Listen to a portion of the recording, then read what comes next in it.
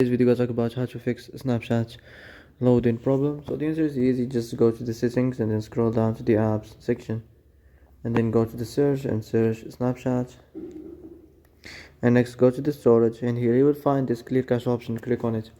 Now you can go check it if it worked, and if it didn't, you can try to restart your phone or turn the Wi-Fi off and on, or the Bluetooth or the iPlan mode. Also, you can try to clear data, but be careful. If you clear data, all the Snapchat's data will be deleted.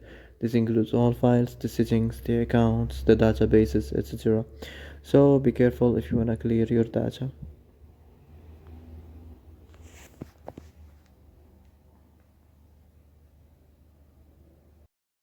So that's it for today's video. I hope this is the answer you've been looking for.